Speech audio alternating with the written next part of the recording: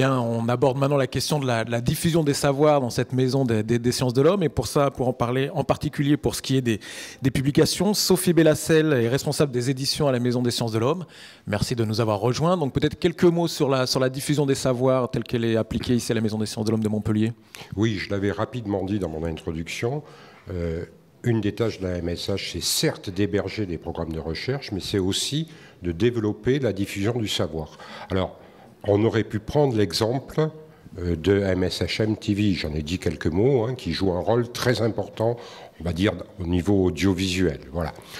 Mais il y a une autre opération sur laquelle on voudrait un petit peu parler maintenant, c'est l'opération de publication de livres dans laquelle on s'est lancé il y a maintenant 2 ans. Voilà. C'est-à-dire que les travaux qui sont menés à la MSH peuvent déboucher sur des livres dans le cadre d'une politique de coédition. Et c'est effectivement Sophie Bellassel qui est en charge à la MSH de ces projets. Entendu. Alors, peut-être nous décrire un petit peu quels sont les ouvrages qui ont été publiés jusqu'alors, sur quel sujet. Je crois comprendre que donc on est dans une maison très multidisciplinaire, donc j'imagine que peut-être les publications reflètent aussi cette multidisciplinarité. On peut avoir un peu une idée des ouvrages que vous avez publiés jusqu'alors et peut-être ceux qui sont à venir. Oui, alors la disciplinarité, plutôt la multidisciplinarité, ça a toujours été la marque de fabrique des MSH. Donc effectivement, on a depuis 2011 6 ouvrages qui sont parus dans des domaines très différents. On en a 3 qui sont actuellement sous presse, qui devraient paraître avant la fin de l'année 2013. Un sur le fait colonial en Nouvelle-Calédonie, un second sur le contact des cultures en Méditerranée, et puis un dernier sur les médiateurs culturels sur le bassin méditerranéen.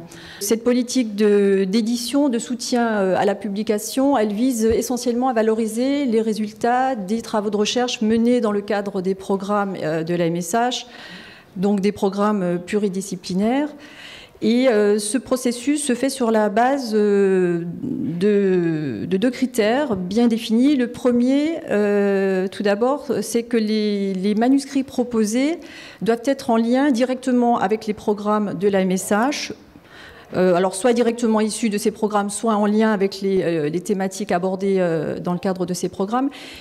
Et puis ensuite, les manuscrits sont soumis à la sélection de notre conseil scientifique ou à la sélection de lecteurs spécialistes du domaine nommés par les membres de notre CS.